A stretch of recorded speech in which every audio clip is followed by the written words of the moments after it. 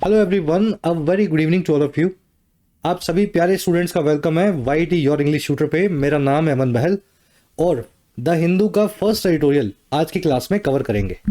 अब कहने को तो ये एडिटोरियल क्लास है, लेकिन एडिटोरियल के साथ साथ रीडिंग के साथ साथ आपको ग्रामर और वोकैब कैसे हैंडल करनी है ये भी मैं सिखाता हूँ। तो एक फुल ऑन पैकेज है ये, 40 मिनट की क्लास। मैक्सिमम बेनिफिट लेने के लिए साथ साथ मेरे पढ़ते जाएं। ऑस्ट्रेलिया में रिसेंटली जो शूटिंग हुई है उसके ऊपर ये आर्टिकल लिखा हुआ है। चलिए अब देर नहीं करेंगे, क्लास को शुरू करते हैं। आइए कुछ नया सीखते हैं।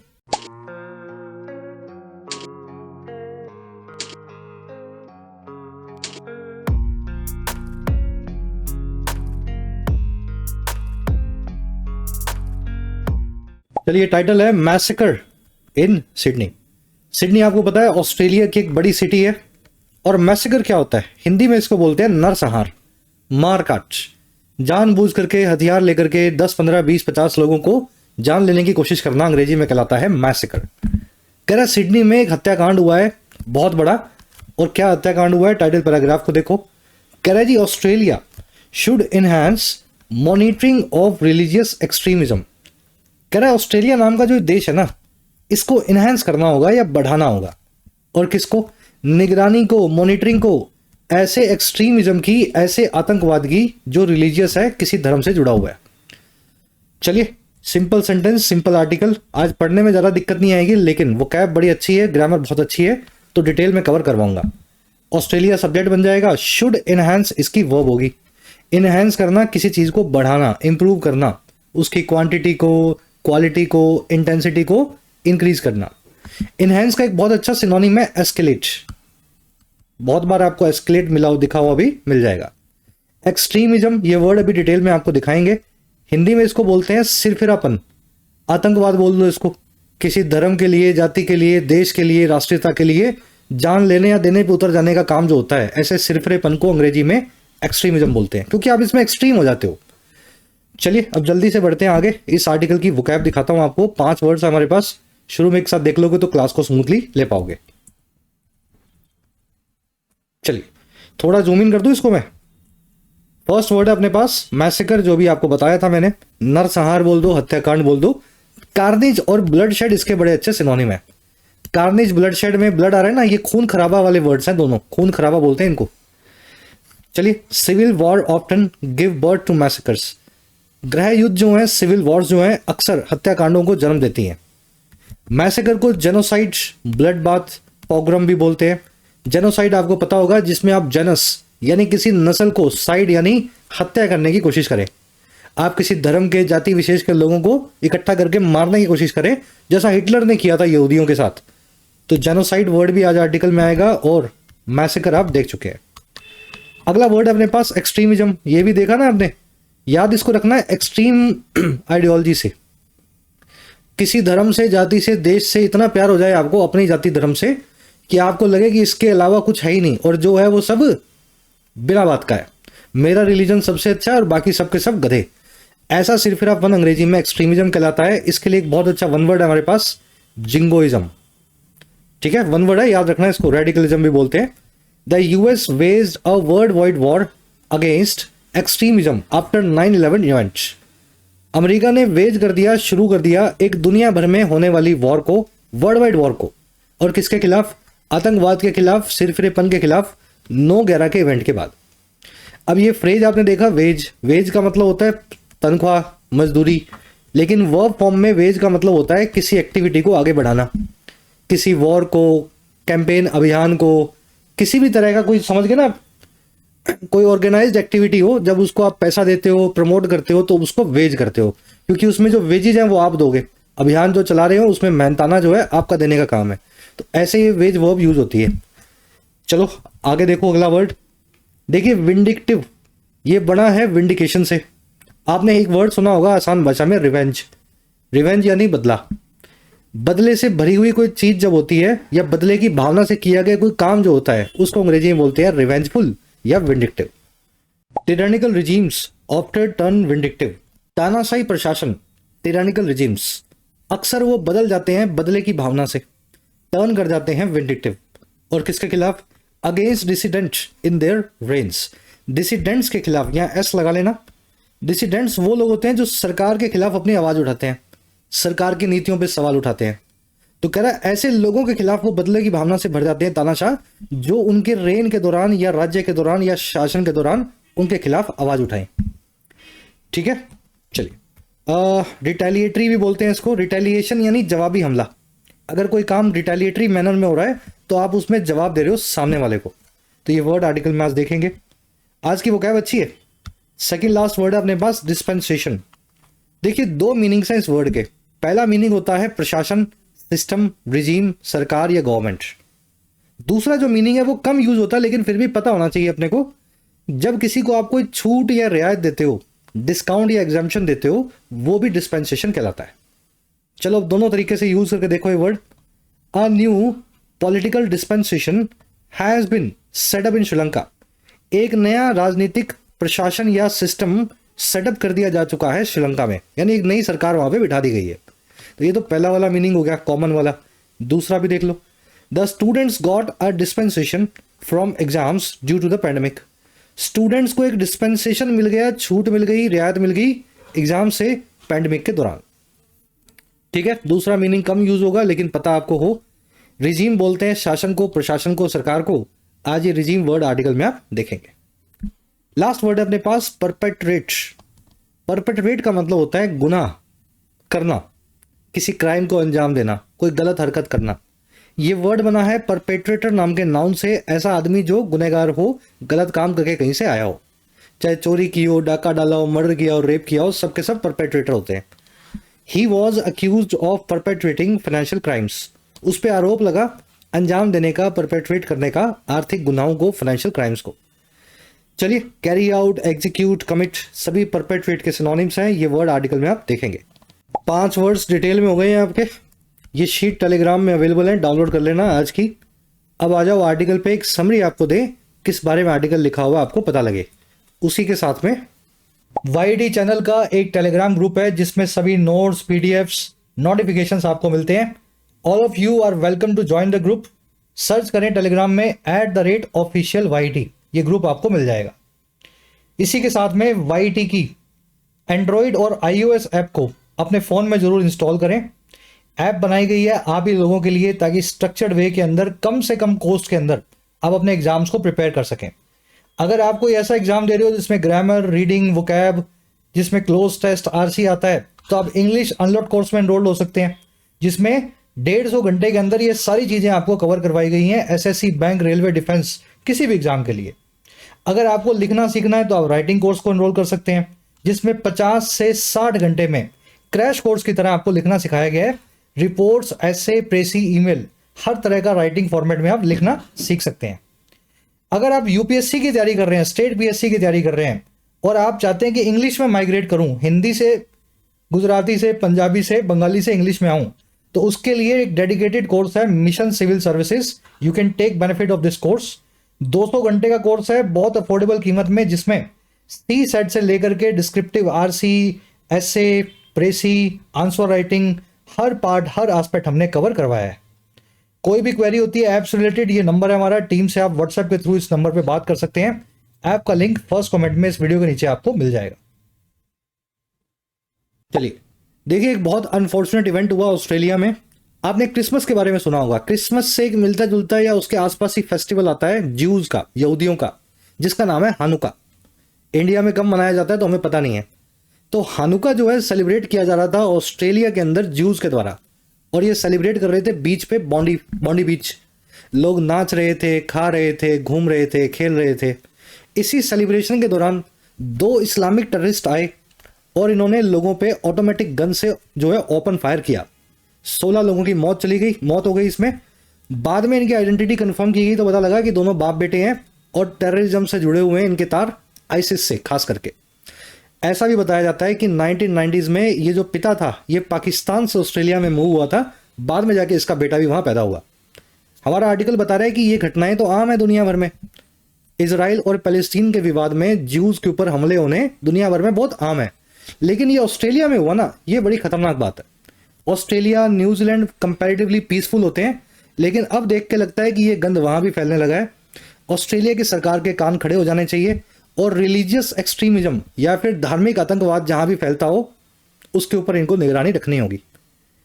चलिए गन लॉज के बारे में भी बात करेगा। इन दोनों के पास गन्स आई कहां से। आज की टोन है आर्टिकल की क्रिटिकल और सॉम्बर। वैसे तो कॉशनरी टोन भी लिखा हुआ आर्टिकल है, मीनिंग बता देता हूं मैं। सॉम्बर का मतलब होता है बहुत ही निराश, परेशान, किसी खराब इवेंट के बाद में दुखद, है ना, सॉम्बर। और कॉशनरी में आप कॉशन यानी चेताते हैं सामने वाले को कि आपको अपनी कंट्री में निगरानी रखना है। चलिए फर्स्ट पैराग्राफ आपके सामने है। अपने आप से इसकी रीडिंग लो, मीनिंग निकालो जितना हो सके, फिर अपने साथ में मिलकर पढ़ेंगे। आप मैच करते जाओ आपकी अंडरस्टैंडिंग कितनी बैठ रही है। शुरू करें। चलिए कह रहे जी, Bondi beach in Sydney, one of Australia's most iconic locations, turn into a scene of massacre on December 14। कह रहे जो बॉन्डी बीच है सिडनी के अंदर, और क्या है ये ऑस्ट्रेलिया की सबसे ज्यादा आइकॉनिक लोकेशंस में से एक लोकेशन है। आइकॉनिक यानी जबरदस्त, शानदार। तो ये बॉन्डी बीच सिडनी में ऑस्ट्रेलिया की सबसे शानदार जगहों में से एक जगह है। कह रहे ये बीच जो है टर्न कर गया, बदल गया एक सीन के अंदर जो था नरसंहार का, मारकाट का, हत्याकांड का। और कब? 14 दिसंबर को, आज से 2 दिन पहले। और 14 दिसंबर क्या है जी? The first day of Hanukkah. ये पहला ही दिन है हानुका नाम के फेस्टिवल का। कह रहा जी और ये हुआ कैसे? कह रहा ये हुआ ऐसे, when 2 gunmen opened fire at a Jewish gathering। जब 2 गनमैन ने या गन पकड़े हुए हथियारबंद आतंकवादियों ने, दहशतगर्दों ने ओपन फायर कर दिया या फिर गोली बरसाना शुरू कर दिया इस जूइश गैदरिंग पे, इस ऐसे जमावड़े पे, भीड़ पे जिसमें यहूदी लोग शामिल थे। समझ गए ना? जैसे अपनी दिवाली हो रही हो, ईद हो रही हो, लोग इकट्ठे हुए हो, क्रिसमस हो रही हो और कोई आगे शूट कर जाए, तो इस तरीके से लोगों को, ज्यूज लोगों को टारगेट किया गया ऑस्ट्रेलिया में। चलिए बॉन्डी बीच सब्जेक्ट है, टर्न इसकी वर्ब है, वर्ब की सेकंड फॉर्म का इस्तेमाल हुआ है। मैसेकर आप समझते हैं, हत्याकांड बोलते हैं। मैसेकर को pogrom, genocide, ethnic cleansing, carnage, bloodshed, बहुत सारे वर्ड्स करवाए थे आपको मैंने, ये सारे इसके सिनोनिम्स है। आइकॉनिक यानी शानदार। हानुका एक फेस्टिवल है जैसे क्रिसमस, दिवाली है। गनमैन या प्लूरल है वर्ब, मतलब गनमैन जो सब्जेक्ट, वर्ब सब्जेक्ट प्लूरल है, वर्ब है इसकी ओपन। ओपन फायर करना यानी गोलीबारी करना। जूइश गैदरिंग यानी ऐसे लोग, ऐसी गैदरिंग जिसमें यहूदी लोग शामिल थे। अब यहां पे थोड़ा सा ब्रेक लगाते हैं गाड़ी को। देखो जूइश गैदरिंग मतलब एक रिलीजियस गैदरिंग, एक ऐसा जमावड़ा जिसमें किसी रिलीजन के लोग शामिल है। इसके लिए अंग्रेजी में एक स्पेसिफिक वन वर्ड है अपने पास। मान लीजिए किसी जगह पे 20 हिंदू, कहीं किसी जगह पे 50 मुस्लिम इकट्ठे हुए हों सत्संग करने के लिए, प्रेयर करने के लिए, तो ऐसे रिलीजियस जमावड़े को अंग्रेजी में क्या बोलते हैं? चलो याद रखने वाली चीज है, लिख देता हूं वर्ड ये, कॉन्ग्रीगेशन। कॉन्ग्रीगेशन, ठीक है।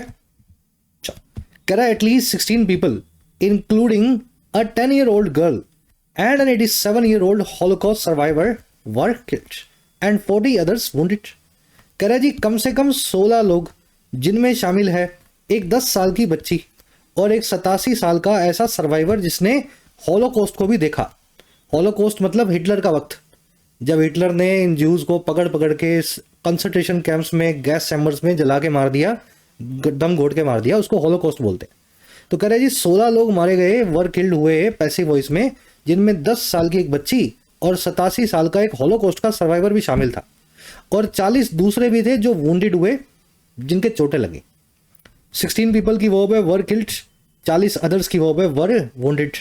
हेल्पिंग वर्ब पहली बार लिख दी गई है तो दूसरी बार नहीं लिखा गया, कॉमन है ना, सेम है, तो दूसरी बार मत लिखो। चलो अब एक ग्रामर कॉन्सेप्ट करवाते हैं आपको, इंटरेस्टिंग है और एक बार में समझ में आने वाला है, दिमाग खोल के समझना। देखिए नाउन जब भी एडजेक्टिव का काम करे अंग्रेजी में, तो चाहे वो कितना भी प्लूरल हो, उसको सिंगुलर ही लिखा जाता है। बना करके दिखाता हूं, टेक्निकली समझो। The flight landed on a short 800 meters runway. Flight जो है वो लैंड कर गई एक छोटे से 800 मीटर के रनवे पे या फिर विमान की पट्टी पे। रनवे समझते हैं ना, जहां उतरती है फ्लाइट्स, चढ़ती हैं उतरती हैं, तो 800 मीटर लंबी होगी ये। सेंटेंस गलत है। कैसे गलत है? ये 800 मीटर जो है ना, ये गलत तरीके से लिखा हुआ है। क्यों? देखो फ्लाइट लैंड की गई है एक शॉर्ट रनवे पे, रनवे कैसा है, रनवे शॉर्ट है। और कितना शॉर्ट है, 800 मीटर जितना है। ये 800 मीटर जो है ना, एक नाउन तो है, प्लूरल नाउन है, 800 ज्यादा ना एक से, तो प्लूरल हो गया। लेकिन 800 मीटर्स काम कर रहा है इस रनवे नाम के दूसरे नाउन के लिए एडजेक्टिव का। रनवे कौन सा, 800 मीटर लंबा रनवे। यानी नाउन जब किसी दूसरे नाउन के लिए एडजेक्टिव काम करे तो उस नाउन को चुपचाप हम सिंगुलर बना देते हैं। और इस काम में क्या करना होगा आपको, 800 मीटर्स के पीछे का एस निकाल देना होगा। और जैसे ही आप ये काम करते हैं तो बीच में एक डैश लगा देते हैं अपने रीडर को एक इशारा करने के लिए कि मैंने एस क्यों निकाला। फिर सुन लो, जब ये काम करते हो ना, नाउन को एडजेक्टिव बनाते हो, सिंगुलर करते हो, एस निकालते हो, तो बीच में एक डैश लगाते हो। ये डैश सिर्फ इशारा करने के लिए होता है रीडर को कि मैंने पीछे का एस हटा दिया है। तो और ये पूरा का पूरा एक एडजेक्टिव का काम कर रहा है। चलो सेकंड सेंटेंस खुद से ट्राई दो, मैं वीडियो पॉज कर रहा हूं। The length of the runway was 800 meter. Runway की लेंथ 800 मीटर थी। सही तो है सेंटेंस। 800 बीच में डैश लगाया, पीछे का एस निकाला, 800 मीटर। देखो बस यही लकीर का फकीर अपने को नहीं बनना। सर ने बताया था 800 के साथ मीटर मिल जाए तो बीच में डैश लगा दो, पीछे का एस निकाल दो। क्यों निकाल दो, वो इसलिए निकाला था क्योंकि 800 मीटर रनवे नाम के नाउन के लिए एडजेक्टिव था। रनवे कौन सा, 800 मीटर लंबा। पर यहां 800 मीटर के बाद में कौन सा नाउन दिख रहा है आपको, जब कोई नाउन है ही नहीं तो ये एडजेक्टिव भी नहीं है। अब ये एडजेक्टिव नहीं है तो इसको क्यों बिना बात के सिंगुलर बनाते हो। 800 है, एक से ज्यादा है, मीटर्स लिखो, बीच का जो डैश है इसको निकाल दो। तो बिना बात सबका एस मत निकाल देना, समझ गए ना। जहां एडजेक्टिव काम कर रहे हो तभी इनका एस निकलेगा। She lives in a 3 bedroom flat. वो रहती है एक ऐसे फ्लैट में जिसमें 3 बेडरूम्स हैं। देखो वो रहती कहाँ है पे, वो रहती है फ्लैट में। फ्लैट कैसा है, फ्लैट 3 बेडरूम्स वाला है। अब ये 3 बेडरूम इस फ्लैट के बारे में कुछ बता रहा है ना। और ये है भी प्लूरल, 3 मतलब एक से ज्यादा। तो इसका मतलब ये प्लूरल नाउन एडजेक्टिव काम कर रहा है। तो चुपचाप इसके पीछे का एस निकाल दो और 3 के बाद में डैश लगा दो, और ये बन जाएगा हाइफनेटेड एडजेक्टिव इस नाउन के लिए सिंगुलर फॉर्म में। अब अगर कॉन्सेप्ट समझ लिया तो लास्ट क्वेश्चन को डालो, खुद से पहले सॉल्व करो और कमेंट्स में इसको सही करके डालना। हो सकता है इसमें नो एरर भी हो, चेक कर लेना। The 5 pages report presents a detailed analysis of the event. ये 5 पेजों वाली रिपोर्ट एक डिटेल्ड एनालिसिस देती है, विश्लेषण देती है इस पूरी घटना का। देख लो आराम से, अप्लाई करना, कमेंट्स में डालना। सही गलत होगा आपको जरूर से फीडबैक मिलेगा। सीख गए कॉन्सेप्ट, बढ़े आगे, चल पढ़ते जाओ, बहुत इजी है।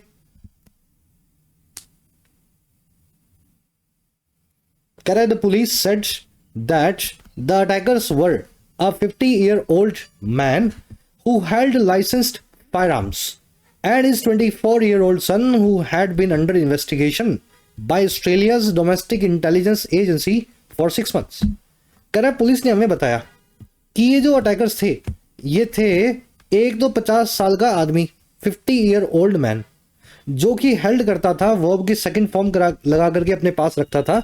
होल्ड की सेकंड फॉर्म है हेल्ड, होल्ड का मतलब है अपने पास रखना। जो कि रखता था ऐसे फायर आर्म्स को, बंदूकों को जो लाइसेंस थी, इसको लाइसेंस मिले हुए थे। और दूसरा आदमी था इसका 24 साल का लड़का बेटा, जो कि अंडर इन्वेस्टिगेशन भी था, जांच के दायरे में भी था, जांच एजेंसियों के, ऑस्ट्रेलिया की डोमेस्टिक इंटेलिजेंस एजेंसी के पिछले 6 महीनों से। चलिए, पुलिस की वर्ब है सेड। पुलिस एक ऐसा नाउन है जो हमेशा प्लूरल होता है अंग्रेजी में। इसके पीछे एस लगाने की जरूरत नहीं है, बिना एस लगाए ये प्लूरल है। और पुलिस के आगे द का इस्तेमाल भी किया जाता है, जो कि इस केस में शायद ये लगाना भूल गया। पुलिस ने हमें ये बताया कि दैट, यहाँ पे दैट बीच में अंडरस्टूड है, लिखा नहीं हुआ, नया क्लोज आया। अटैकर्स, अटैकर्स की वर्ब थी वर्ड। ये 50-year-old क्यों लिखा गया? मैन के लिए 50 साल का आदमी एक एडजेक्टिव काम कर रहा है, तो 50 ईयर्स नहीं लिखा, पीछे का एस निकाला, बीच में डैश लगाया। हु की वर्ब है हेल्ड, फायर आर्म्स यानी बंदूकें। अगेन 24 साल का लड़का है तो 24-year-old लिखा है, एस निकाल के। हु की वर्ब है हैड बीन। चलो अब देखो, अंडर इन्वेस्टिगेशन आप समझते हैं जांच के तले होना, जांच के दायरे में होना। ये अंडर से बनने वाली बहुत सारी फ्रेजल वर्ब्स हैं, या यूं कह दो फ्रेजेस हैं, इडियम्स हैं।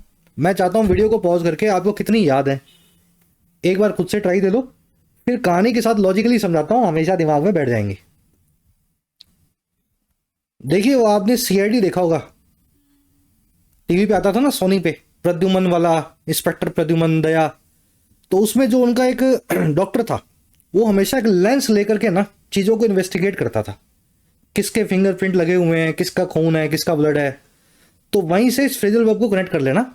जैसे वो डॉक्टर साहब लेंस हाथ में लेकर के किसी चीज को देखते हैं, अगर आपको भी देखा जाए, आपको अंडर द लेंस रखा जाए, तो मतलब आप जांच के दायरे में हैं, आपके ऊपर सबको शक है, आपके ऊपर जांच चल रही है। तो अंडर द लेंस होना इन्वेस्टिगेशन के दायरे में होना। चलो अंडर द रेडार। देखिए रेडार का काम होता है हवा में उड़ते हुए एयरक्राफ्ट को या फ्लाइंग ऑब्जेक्ट्स को पकड़ना, लेकिन इसकी एक हाइट होती है, उसके बाद ऊंचे वाले ऑब्जेक्ट्स को ये देखेगा। मान लीजिए रेडार लगा हुआ है यहाँ पे छत के ऊपर, और यहाँ एक पंछी उड़ रहा है, तो ये पंछी को कैच नहीं करेगा, ये 100 200 500 मीटर बाद जो ऊंची उड़ रही हैं चीजें, प्लेन्स व्लेन्स, उनको जो है कैच करेगा। तो कभी कभी जहाज क्या बोलते हैं, जानबूझ करके नीचे उड़ते हैं वो, ताकि रेडारों को पकड़ में ना आए। अगर कोई चीज अंडर द रेडार हो रही है ना, तो वो बड़े गुपचुप हो रही है, किसी को पता नहीं है, रेडार के जोन में नहीं आ रही, रेडार से नीचे आ रही है। रेडार तो 500 मीटर बाद देखता है कि क्या चीज उड़ रही है, जो चीज 250 मीटर ऊंची उड़ रही है उसको रेडार पकड़ ही नहीं पाता। चलिए अंडर द हैमर। आपने नीलामियां देखी होंगी, ऑक्शंस, वहां पे एक आदमी हथौड़ा लेके बैठा होता है और वो कोई चीज नीलाम करेगा, कोई पेंटिंग, कोई, है ना। तो वो अंडर द हैमर वो चीजें हैं जो नीलामी में शरीक हैं, जिनकी नीलामी चल रही है ना। जैसे the house is under the hammer, ये घर नीलाम होने वाला है। अंडर द गन होना यानी सर के ऊपर बंदूक लगी होना, बहुत प्रेशर में होना किसी चीज को लेकर के। अंडर द कारपेट, ऐसी चीज जिसको छुपा दिया गया है। घर बड़ा गंदा था लेकिन मेहमान आए तो आपने सारी गंदगी जो है कारपेट के नीचे छुपा दी, मेहमानों को ना दिखे। तो जब आप ऐसा काम करते हो उसको अंग्रेजी में बोलते हैं अंडर द कारपेट करना, चीजों को छुपा देना। अंडर रैप्स होना, ये भी अंडर द कारपेट जैसा ही है। रैप का मतलब होता है लेयर्स, है ना। कोई चीज खराब है, गंदी है, उसके ऊपर आपने कपड़ा चढ़ा दिया, रैप कर दिया उसको, तो अंडर द रैप्स है, अंडर रैप्स है। और लास्ट है अंडर वंस बेल्ट। जब कोई बड़ी अचीवमेंट आप पा लेते हैं तो वो एक बेल्ट की तरह आपके कमर के अंदर, आप जैसे आपने देखा होगा ना, कोई बॉक्सर है उसने किसी बेल्ट को जीता, कोई रेसलर है मेडल पहना उसने, तो जब कोई चीज आपके अंडर वंस बेल्ट होती है या आपकी बेल्ट के नीचे होती है तो आपने उस चीज को अचीव कर लिया है। जैसे ही has an experience of 50 years in the field, या an experience of 50 years is under his belt. थोड़ा डिटेल में करवा दिए मैंने, लॉजिकली याद रखोगे, जिंदगी भर हमेशा रहने चाहिए। आ जाओ नेक्स्ट पैराग्राफ पे, ये लास्ट शायद रह गई थी ना, देख लो। ये कह रहे the father was shot dead by the police while the son has been taken to hospital under custody. पिता को शॉट डेड कर दिया गया था, मार दिया गया मौके पे ही पुलिस के द्वारा, और जो सन है उसको हॉस्पिटल ले जाया गया है पैसिव वॉइस में, कस्टडी के अंदर ही, हिरासत के अंदर ही। The attack was the deadliest shooting since the 1996 Port Arthur massacre in Tasmania in which 35 people were killed. कह रहा है ये अटैक जो है डेडलीस्ट है, सबसे ज्यादा मारक है या शूटिंग है, कब से? 1996 के पोर्ट आर्थर के मैसेकर से। तो पोर्ट आर्थर में भी हो चुका होगा 96 के अंदर, आज से 30 साल पहले कुछ, है ना। तो वहां से आज तक का सबसे खतरनाक शूटिंग था ये ऑस्ट्रेलिया में, जिसमें 35 लोग उस वक्त भी मारे गए थे, 35 पीपल वर किल्ड। चलो कुछ रिपीट करने जैसा है नहीं, तो फटाफट आगे बढ़ रहे हैं हम, पढ़ते जाओ साथ साथ में देखते जाओ। चलिए, कह रहा है in recent years Australia has witnessed growing anti Semitic incidents. कह रहा है जी पिछले कुछ सालों में ऑस्ट्रेलिया ने विटनेस किया है, ऑस्ट्रेलिया ने देखा है या गवाह बना है बढ़ते हुए ऐसे इंसिडेंट्स का, घटनाओं का जो एंटी सेमिटिक है। देखिए सेमिटिसिज्म यानी जूइज्म, एंटी सेमिटिक यानी जूज के खिलाफ। जैसे इस्लामोफोबिया होता है ना, वैसे जियोफोबिया हो, हिंदू फोबिया बोलते हैं हमने, वैसे जियोफोबिया हो उसको अंग्रेजी में बोलते हैं एंटी सेमिटिज्म। तो पिछले कई सालों में जूस के खिलाफ इंसिडेंट्स को जो है ऑस्ट्रेलिया ने बढ़ते हुए देखा है। और कैसे? Targeting its Jewish community which makes up some 0.4% of its population. और ये ऐसे देखा है कि टारगेट करते हुए ऑस्ट्रेलिया की जूइश कम्युनिटी को, जूस लोगों की आबादी को, जो कि मेक अप करती है या मिल करके बनाती है 0.5% से भी कम ऑस्ट्रेलिया की आबादी का। चलिए, ऑस्ट्रेलिया की वो हैज विटनेस, विटनेस करना, देखना या गवाह बनना। एंटी सेमिटिज्म से एंटी सेमिटिक बना हुआ है, इसको एंटी जू बोल समझ लो। विच की वो है मेकअप, मेकअप का मतलब है मिलके बनाना, विच आया है जूस कम्युनिटी के लिए। कह रहा last year in October a kosher food business in Bondi was targeted, while in December a synagogue in Melbourne was firebombed। कह रहे जी पिछले ही अक्टूबर के अंदर एक फूड बिजनेस था। देखिए आपने इस्लाम में सुना होगा हराम हलाल, वैसे जूइज्म में भी जो हलाल फूड होता है उसको कोशर बोलते हैं। अब ये हलाल है या हराम है मुझे नहीं पता, ये कैसे समझ गए ना कैसे बना है। जरूरी नहीं है नॉन वेज ही हो, वेज भी हो सकता है। तो ज्यूज के हिसाब से, इनके धर्म के हिसाब से बना हुआ फूड कहलाता है कोशर फूड। तो पिछले अक्टूबर में ज्यूज का फूड बनाने वाली एक दुकान को, यहूदियों का फूड बनाने वाले एक बिजनेस को इसी बॉन्डी नाम के शहर के अंदर टारगेट किया गया था पैसे वॉइस लगा के। और दिसंबर में इनके गिरजाघर को, सिनेगोग को मेलबोर्न के अंदर भी फायर बॉम्ब किया गया, या उसके ऊपर फायर के बम फेंके गए, पेट्रोल बम फेंक दिया, है ना, इस तरीके से बना बना के मोल्टोव वगैरह फेंक देते ना, तो फायर बॉम्बिंग बोलते हैं इसको। चलिए, कॉशर फूड आपने देख लिया, वर्ब इसकी वॉज टारगेटेड, सिनेगोग की वर्ब है वॉज फार्म जो है फायर बॉम्ब। सिनेगोग एक वन वर्ड है, ज्यूज के प्रेयर जो प्लेस है उसको सिनेगोग बोलते हैं, हिंदी में गिरजाघर बोलते हैं, जैसे मॉस्क है, टेम्पल है, चर्च है, वैसे ज्यूज का सिनेगोग। कह रहे in August this year Australia accused Iran of directing such attacks. कह रहे इस साल के अगस्त के महीने में ऑस्ट्रेलिया ने अक्यूज किया ईरान को, आरोप लगाया ईरान पे डायरेक्ट करने का इन अटैक्स को, या करवाने का इन हमलों को। And expelled the Iranian ambassador and 3 other diplomats, और एक्सपेल भी कर दिया, भगा भी दिया ईरान के राजदूत को और उसके 3 जो है डिप्लोमेट्स को, उसके 3 सबॉर्डिनेट ऑफिसर्स को। तो ऑस्ट्रेलिया की जांच एजेंसियां कहती हैं कि ये सब काम ईरान के द्वारा हो रहा है। ऑस्ट्रेलिया की वर्ब है अक्यूज्ड, अक्यूज करना आप समझते हैं, दूसरी वर्ब है एक्सपेल्ड, एक्सपेल करना यानी भगा देना।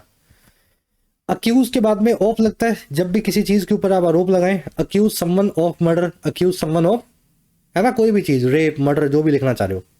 अक्यूज को चार्ज करना भी बोलते हैं, चार्ज के बाद में विद लगता है।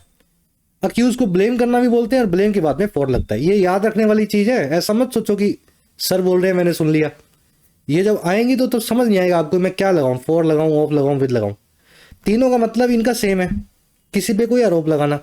जैसे आप मुझ पे आरोप लगाओ मर्डर का, तो you accuse me of murder, you charge me with murder, you blame me for murder. ठीक है, ऐसे ही चलेंगे। कॉन्विक्ट, कॉन्विक्ट का मतलब होता है कोर्ट के अंदर किसी आदमी का ब्लेम या उसका चार्ज या आरोप प्रूव होना। तो जिस चीज का आप पे आरोप प्रूव हो गया, आप कॉन्विक्ट ऑफ हो जाते हो उस चीज को लेके। एक्विट का मतलब होता है बाइज्जत बरी करना, जिस चीज से बाइज्जत बरी किया गया एक्विट ऑफ लगा के बताते हैं। एक्सोनरेट का मतलब भी बाइज्जत बरी करना होता है, इसके बाद में ऑफ और फ्रॉम दोनों लगाए जा सकते हैं। तो ये एक लिस्ट सी है फिक्स प्रीपोजिशन की, बना लो इसको, कहीं नोट्स बना लो इसके। चलो नेक्स्ट पैराग्राफ, बढ़े आगे। अब ये आंकड़े हैं, बहुत आसानी से फटाफट पढ़े जा सकते हैं। कह रहा है जी, after हमासिस October 7, 2023 attack on Israel and Israel's retaliatory genocidal war on Palestinians in Gaza, anti-Semitic incidents in Australia rose by 316%। कह रहा है इस घटना के, इस इवेंट के बाद जब हमास ने 7 अक्टूबर 23 को अटैक किया इजराइल पे, 1000 लोगों को इजराइल में मार दिया, और उसके बाद क्या हुआ, इजराइल का हमले भरा जिनोसाइडल वॉर हुआ, जो रिटेलिएटरी था या फिर बदले की भावना से भरा हुआ था। रिटेलिएटरी याद है ना, जिसमें आप रिवेंजफुल हो जाएं, सामने वाले को जवाब भी हमला करें। तो कह रहे 7 अक्टूबर का हमास का हमला और उसके बाद में इजराइल का जवाबी हमला, जिसमें इजराइल ने एक जिनोसाइडल वॉर कर दी, एक ऐसी जंग छेड़ दी जिसमें नरसंहार हो रहा है पैलेस्टीनियंस का गाजा में। कह रहे इसके बाद हुआ क्या, एंटी सेमिटिक इंसिडेंट जो हैं, ज्यूज के खिलाफ जो घटनाएं हैं ऑस्ट्रेलिया नाम के इस देश में, ये बढ़ गई हैं 4 गुना होकर के, 316% बढ़ गई हैं, यानी 100 के 416 हो गए हैं, 4 गुना हो गई हैं। और कब से कब, बिटवीन अक्टूबर 23 एंड सितंबर 24, 11 महीनों के दौरान। कह रहा with more than 2000 case reported, और ये काम हुआ है 2000 केसेस के रिपोर्ट होने के साथ ही। 2000 से ज्यादा केस, छोटी सी आबादी ऑस्ट्रेलिया के अंदर जूस के खिलाफ जो है हिंसा के बने हैं। और ये किसके हिसाब से पता लगा हमें, ये सारी बात बताई है according to the country special envoy to combat anti semitism. ये बात पता लगी है हिसाब से इस कंट्री के खास एक ऑनवॉय के। ऑनवॉय का मतलब होता है डेलीगेशन, प्रतिनिधिमंडल। आपके देश में कोई कमेटी बैठी है, 15-20 लोग बैठे हैं, है ना, जो इन्वेस्टिगेट कर रहे हैं किसी काम को, तो कंट्री का, ऑस्ट्रेलिया का एक खास प्रतिनिधिमंडल है, ऑनवॉय है, डेलीगेशन है, जो लड़ने के लिए बनाया गया है एंटी सेमिटिज्म से या जूस के खिलाफ नफरत से। तो इसने ये बात हमें बताई है। चलिए, इंसिडेंट्स की वर्ब है रोज, राइज की सेकंड फॉर्म है। जब भी कोई चीज घटती बढ़ती है तो बाय लगा के बताया करो। सैलरी बढ़ गई 10% तो इंक्रीज्ड बाय 10%, है ना, वैसे इंसिडेंट बढ़ गए बाय 316%। एंड वो आपने देख लिया। कह रहा है Australia's Labor prime minister Anthony Albanese has urged unity and asked citizens to be each other's lights. कह रहा है वो ऑस्ट्रेलिया के जो पीएम है और कौन से लेबर पार्टी से बने हुए, जिनका नाम है एल्बनीसी। कह रहा है इन्होंने अर्ज किया है, इन्होंने गुहार लगाई है यूनिटी की। अर्ज करना यानी रिक्वेस्ट करना, तो इन्होंने बोला कि एकता बनाए रखें। और इन्होंने आस्क किया है, कहा है सिटीजन्स को कि आप एक दूसरे की रोशनी बने, लाइट बने, एक दूसरे को रास्ता दिखाएं। प्राइम मिनिस्टर की वर्ब है हैज अर्ज्ड, दूसरी वर्ब है हैज आस्क्ड। कह रहा है the rise in anti Semitic violence should be a great concern for Australia. कह रहा है फिर ये जो उछाल है ज्यूज के खिलाफ वायलेंस का या anti Semitic violence, anti Semitic हम समझ गए ना, ज्यूज के खिलाफ जो भी चीज होती है वो एंटी सेमिटिक होती है। यहूदियों के खिलाफ हिंसा में जो उछाल है ना, वो होना चाहिए एक गंभीर चिंता या ग्रेव कंसर्न ऑस्ट्रेलिया नाम के देश के लिए। और क्यों? कह रहा है जी वही देश है जी which host the world's 8th largest Jewish community. ये वही देश है जो होस्ट करता है, मेजबानी करता है दुनिया की 8वें सबसे बड़ी जूस की कम्युनिटी को या आबादी को। तो दुनिया में अगर देखा जाए किस देश में सबसे ज्यादा यहूदी रहते हैं, तो नंबर 1 पे इजराइल होगा, नंबर 2 पे यूएस होगा, है ना। तो ऐसे नंबर 8 पे ऑस्ट्रेलिया है, तो इसको बड़ा गंभीर तौर से देखना होगा इन सारे इंसिडेंट्स को। चलिए, राइज यानी उछाल, इंक्रीज वर्ब है इसकी शुड बी, विच आया ऑस्ट्रेलिया के लिए, विच की वर्ब है होस्ट। फास्ट प्रोसेस कर रहा हूं मैं, आपके यूट्यूब में बटन मिला हुआ आपको स्पीड बढ़ाने या घटाने का, तो अपने हिसाब से चेक कर लिया करो, ठीक है। चलो 2 पैराग्राफ्स हैं, फटाफट देख लो इनको।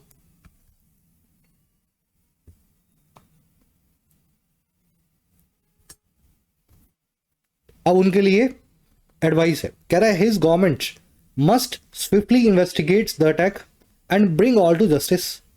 कह रहा है एल्बनीसी की सरकार को, ऑस्ट्रेलिया में पीएम जो एल्बनीसी, उनकी गवर्नमेंट को फटाफट से इन्वेस्टिगेट कर देना चाहिए या जांच कर देनी चाहिए इस अटैक की, और ब्रिंग करना चाहिए जो भी गुनहगार है ऑल उसको जस्टिस की तरफ।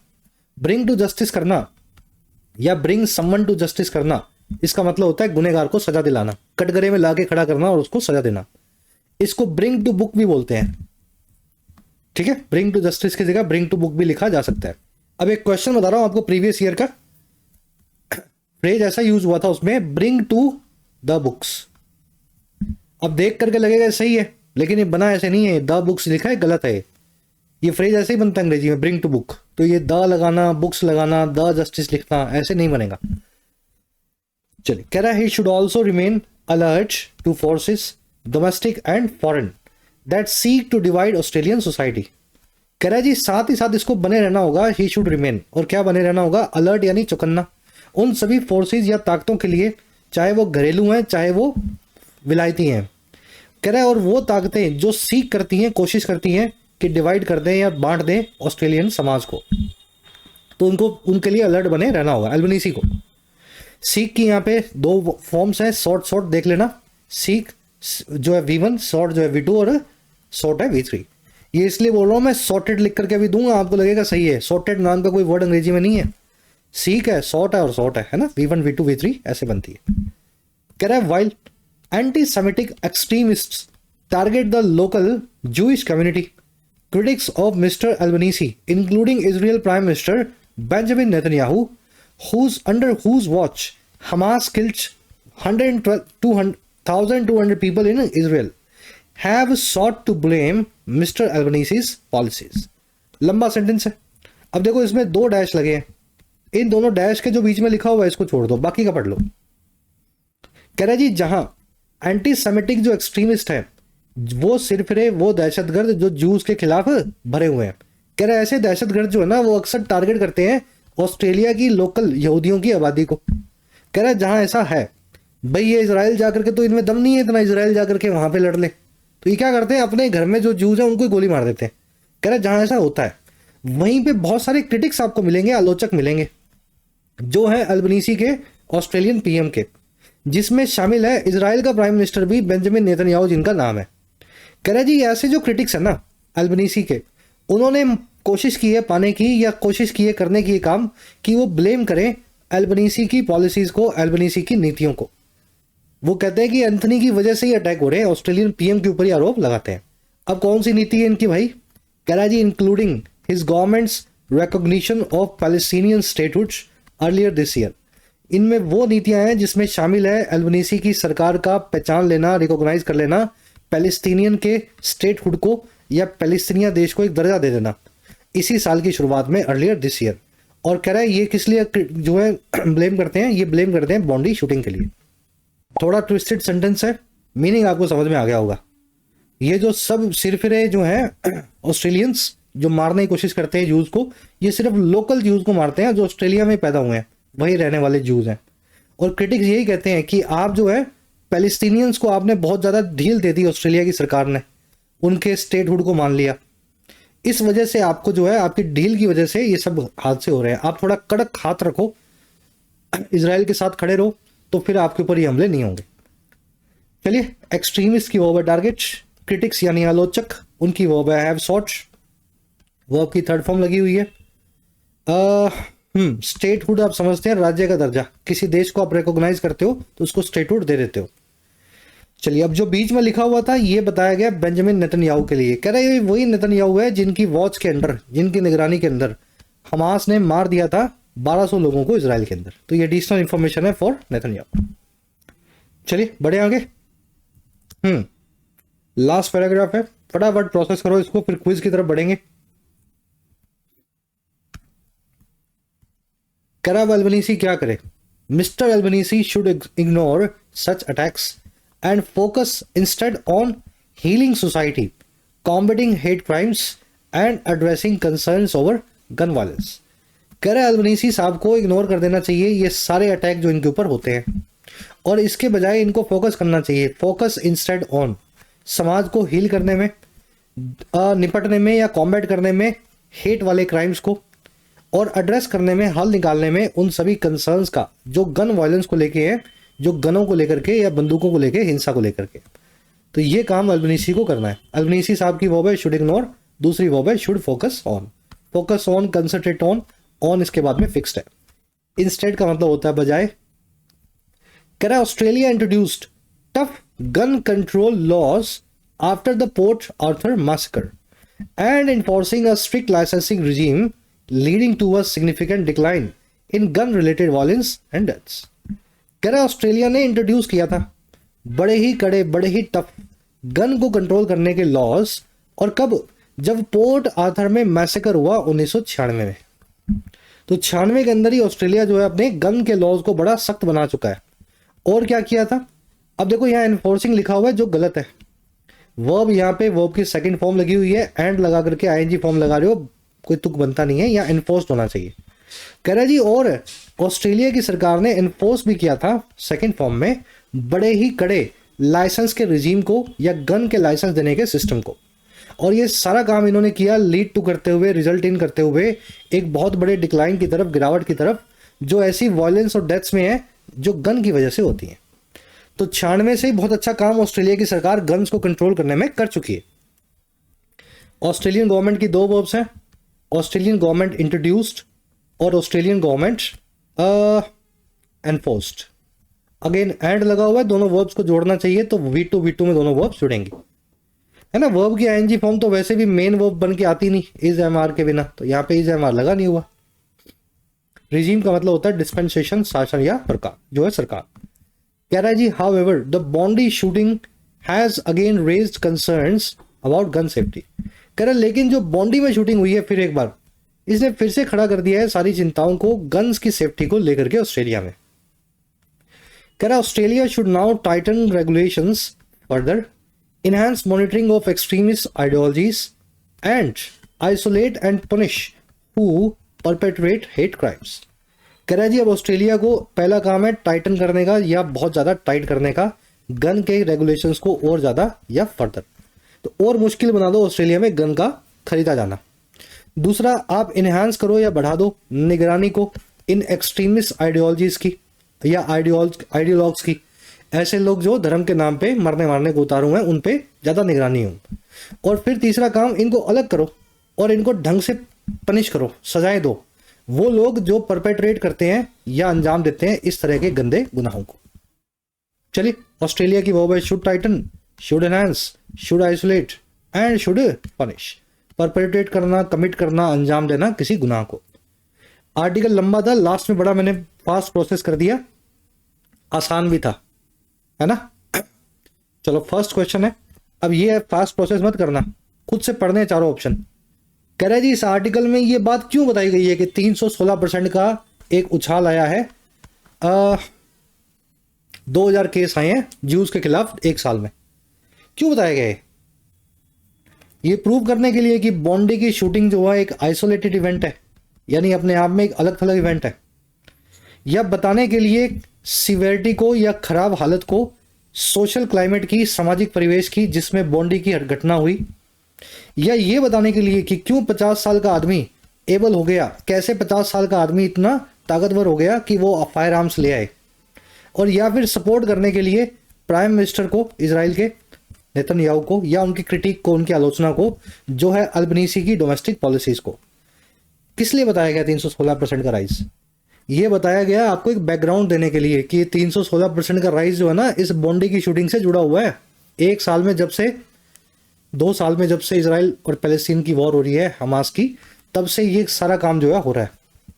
तो ये सोशल क्लाइमेट बताने के लिए आपको बताया गया है कि वहां पे सामाजिक टेम्परेचर क्या है ज्यूज का और बाकी आबादी का, मुस्लिम्स का। चलो फर्स्ट का आंसर बी बनेगा, बाकी तीनों तो बनते ही नहीं है, लॉजिकली नहीं बैठ रहे ना। टोन पूछी है आपसे, टोन ऑलरेडी करवा चुका हूं मैं, अपनी चूज करो टोन इन चारों ऑप्शंस में से, और फर्स्ट कमेंट में मेरा आंसर है, वहां से मैच कर लेना। Under the hammer, under the radar क्या होता है, ये दोनों आपको करवाई थी। और जिंगोइस्ट, ये महापुरुष कौन होता है जिंगोइस्ट, है ना, याद आ रहा होगा हल्का हल्का। लास्ट में 3-4 एरर्स मिलेंगी, मैं बता नहीं रहा कौन से पोर्शन में है, खुद से चेक करो। 2 से लेकर के 9 तक सभी क्वेश्चंस के आंसर फर्स्ट कमेंट में वीडियो के नीचे डाल दिए गए हैं, जाके चेक कर लेना और बताना 9 में से कितने मार्क्स मिले। कल की क्लास में आपसे मुलाकात लेंगे, अंटिल देन साइनिंग आउट। और हाँ, ऐप को जरूर डाउनलोड कर लें, कमेंट सेक्शन में ऐप का लिंक दिया गया है। जो भी कोर्स आपकी नीड है, अफोर्डेबल प्राइस में आप अपने एग्जाम को प्रिपेयर कर सकते हैं, एसएससी, बैंकिंग, यूपीएससी या स्टेट पीएससी एग्जाम को। ये टीम का नंबर है, इस पर व्हाट्सएप करके आप टीम से बात भी कर सकते हैं अगर आपकी कुछ क्वेरीज हो।